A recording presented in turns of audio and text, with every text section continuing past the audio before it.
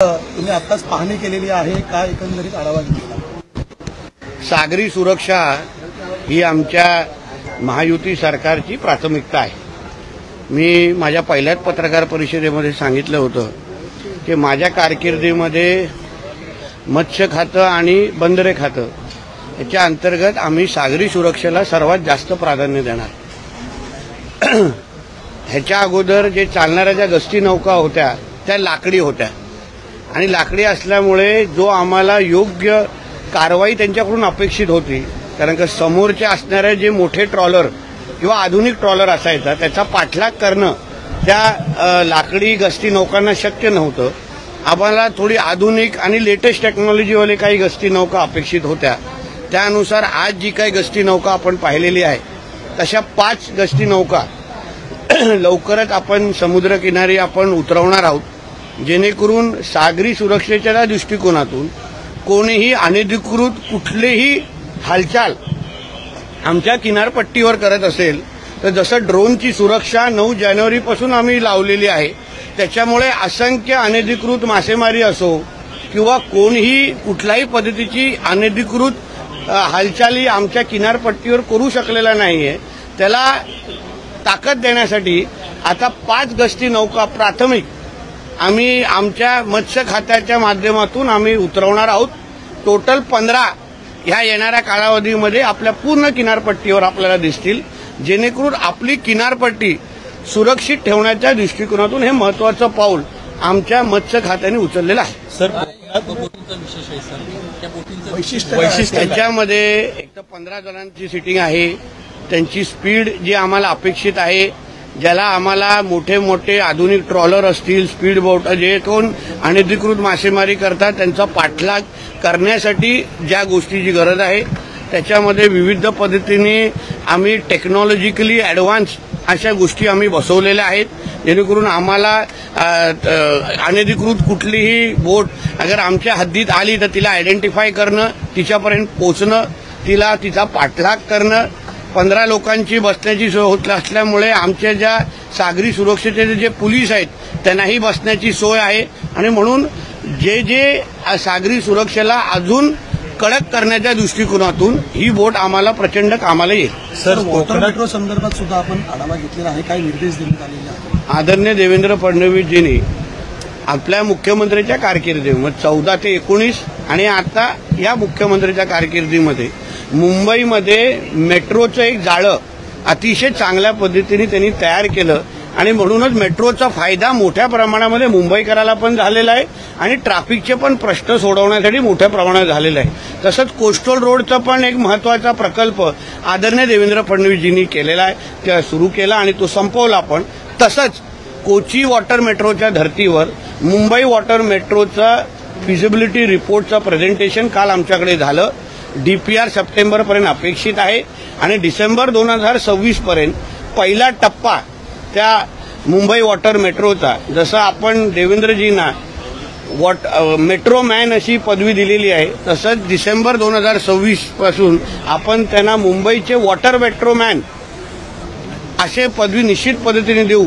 अशा पद्धतीचा चांगला प्रकल्प मुंबईकरांसाठी आम्ही आणतोय, त्याच्यामुळे मुंबईच्या लोकांचा वेळ निश्चित पद्धतीने वाचेल, खर्च निश्चित पद्धतीने वाचेल आणि मुंबईच्या ट्रॅफिकचा प्रश्न निश्चित पद्धतीने सुटेल। सर, कोकणामध्ये पाऊस खूप मोठ्या प्रमाणामध्ये आहे, बऱ्याच ठिकाणी नद्यांना पूर देखील आलेलं चित्र सध्या पाहायला मिळतं, काय सध्याची स्थिती? त्या संदर्भात मी कालच आपले कलेक्टर असो किंवा ZP आणि सगळ्या जे मुख्य जे लोक आहेत त्यांच्या सगळ्यांबरोबर माझी बैठक झालेली आहे।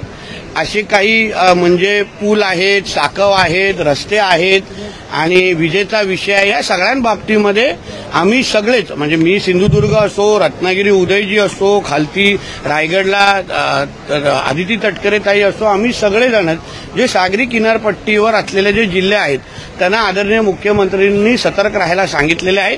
त्यानुसार पडलेल्या पावसाचा सातत्याने आढावा घेतला जातोय, माहिती दिली जाते, मदत कार्यासाठी आम्ही सगळेजण अलर्ट आहोत।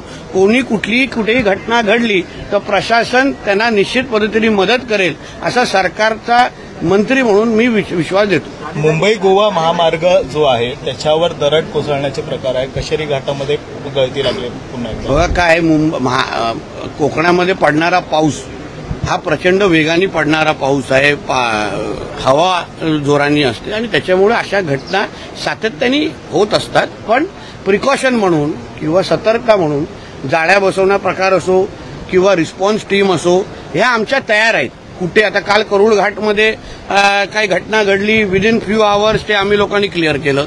तसंच काही रस्ते बंद झालेले, संपर्क तुटलेला काही तासामध्ये आम्ही ते सुरू केले. म्हणून आम्ही सरकार म्हणून सगळेजण अलर्टवर आहोत.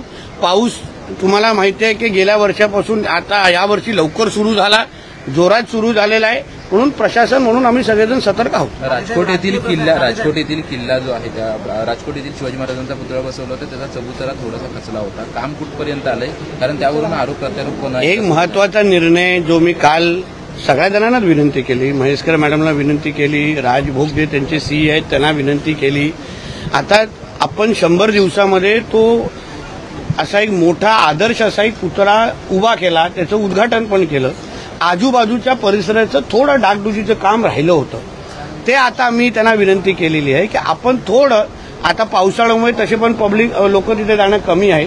मी विनंती केलेली आहे, आग्रह केलेला आहे की आता तो भाग थोडे दिवस काही तासासाठी आपण बंद ठेवू, डागडुजीकरण करू, जी काय कामं आहे एकदाच संपवून टाकू. कारण तो पिढ्यानपिढी तो पुतळा आता तिथे उभा राहणार आहे.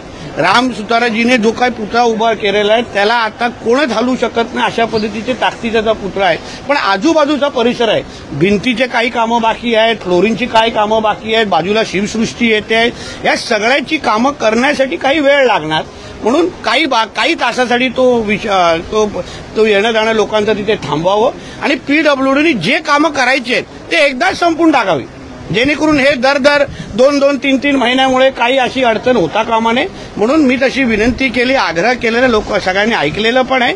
त्यानुसार काही तासासाठी ते भाग तो बंद राहील, आपली कामं सुरू राहतील आणि कायमस्वरूपी असा कुठलाही विषय उद्भवणार नाही ह्याची काळजी आम्ही घेऊन लोकांसाठी तो परत सुरू करू. प्रश्न आहे सर की सुधाकर बडगुजर जे आहेत ते आता पुन्हा एकदा भाजपमध्ये प्रवेश करतात. एकेकाळी तुम्ही आणि आजूबाजूच्या सगळ्याच जणांनी त्यांच्यावर अनेक आरोप केलेले होते की ते अनेक अतिरेकी कारवायांमध्ये त्यांचा हात आहे असं देखील म्हटलेलं होतं. नेमकं काय बघा, लक्षात घ्या, बडगुजरांच्या हल्लीचा प्रवास हा हिंदुत्वाच्या दिशेने फार जोमाने सुरू आहे. त्यांचा स्वतःचा मुलगा आमच्या हिंदू सकल मोर्चे जे काही महिन्या अगोदर त्या भागामध्ये निघाले, त्यांचे स्वतःचा मुलगा त्या हिंदू सकल मोर्चामध्ये खांद्याला खांदा लावून हिंदुत्वाचा विषय आमच्याबरोबर घेतोय किंवा मोठ्या जोराने आवाज करतोय. म्हणून मला असं वाटतं, कोण हिंदुत्व अगर भक्कम होत असेल, हिंदुत्वासाठी आमच्या खांद्याला खांदा लावून काम करायला तयार असेल तर कोणाला काय आक्षेप घ्यायची गरजच नाही. सध्या महायुतीमधील 2 पक्षांमध्ये वाद पाहायला मिळतो. रणजित गोगावलेंनी घोरी पूजा केली असा खटवटलेला दावा वसंत मोरेंनी केला आहे. एक लक्षात घ्या, वसंत कोण आहे तो? शिवसेनेत आले, आता कुठे येतो? लक्षात घ्या, अघोरी पूजा काय असते हे कोणाला दुसऱ्याला विचारू नका, मातोश्रीच्या 3ऱ्या माळ्यावर विचारा. अघोरी पूजेमध्ये PhD केलेली आहे. कुठे काय त्याचं कॅलेंडर मी दाखवू शकतो, कोण बुवा कुठे आणलं जातं, काय कुठे कापलं जातं. म्हणून अघोरी पूजाचे आरोप आमच्या गोगावलेजींवर करण्या अगोदर उबाटावाल्यांनी थोडा आपल्या मातोश्रीमध्ये बसलेल्या मालकाला विचारावं, बाबा अघोरी पूजा नेमकं काय? उद्धवजी तुम्ही किती वेळा अघोरी पूजा केलेली आहे, कुठे केलेली आहे, त्यासाठी काय, कधी मीठ काय सोडलं, कधी दुसरं काय सोडलं, कर्जतच्या त्या फार्म हाऊसमध्ये जमिनीच्या खालती काय काय पुरलेलं आहे हे. म्हणून अघोरी पूजा बोलण्या अगोदर ना थोडं उद्धवजींना अगर तो विचारलं असतं तर त्यांनी फार डिटेलमध्ये सांगितलं असतं. तज्ज्ञ आहेत उद्धवजींना, त्या अघोरी पूजेमध्ये तज्ज्ञ आहेत, म्हणून थोडं त्यांच्याशी बोलावं आणि मग आमच्या मंत्री महोदयांवर अघोरी पूजेचा आरोप करावा. राज्यात आणि देशामध्ये ज्या काही दुर्घटना घडतात, म्हणजे प्लेन अपघात असू द्या किंवा पुलाची दुर्घटना असू द्या, याच्यावरून संजय राऊतांनी पुनवती सरकार भाजपला अशा पद्धतीने संबोधलं आहे. अहो, सर्वात मोठा चपटा पायाचा मुख्यमंत्री हा त्याचा मालकच होता. म्हणजे कोरोना आला काय, वादळं आली काय, हे काय, केवढी काही गोष्टी त्या 2.5 वर्षाच्या कारकिर्दीमध्ये म्हणजे लोकांना फक्त डायनासॉरच दिसण्याचं बाकी होतं. बाकी उद्धव ठाकरेच्या कालावधीमध्ये सगळं दिसलेलं आहे.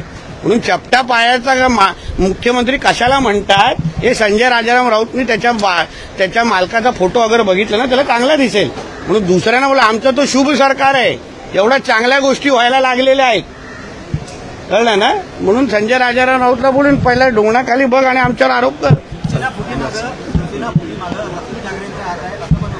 पण ह्याच्यात नवीन काय, ही माहिती मी अगोदरच दिलेली, त्याच्यावर त्यांनी शिक्कामोर्तब केलेलं आहे. जे उद्धव ठाकरेंचा कारभार ओळखतात त्यांना सगळ्यांना माहिती आहे वहिनींचा हस्तक्षेप किती असतो, काय असतो. म्हणून हे काय नवीन नाही जे काय गोगावले साहेब म्हटलेले आहेत, नवीन काहीच नाहीये. त्याच्यामध्ये आश्चर्य वाटण्यासारखी गोष्ट काय आहे याच्यामध्ये. सर तुम्ही आता दीपक बडगुजरांचा उल्लेख केला, मात्र त्यांच्यावर देखील मोठा लागलेला होता याआधी एका गुन्ह्याच्या प्रकरणामध्ये. कसं परत मी तुम्हाला सांगतो, हिंदुत्वाचे धागा घेऊन अगर आमच्याबरोबर कोणी येत असेल तर आम्ही त्याचं स्वागतच करणार. बडगुजर आता भगवादारी 100% झालेले आहेत, म्हणून ते अगर बरोबर येत असतील तर हरकत नाही. आमच्या पाडवी असं म्हणतात की लाडकी बहीण योजना आमच्या त्यावेळेस एकनाथ शिंदे भाईंनी आणली, परंतु आता त्यांनी आणलेली योजनाच आता कुठेतरी आम्हाला घातक ठरते, कारण की आमचाच मी त्यांचं ऐकलेलं नाही. तुम्ही कोणाचे काही विचाराल मला माहित नाही, मी ऐकलेलं नाही. चला धन्यवाद.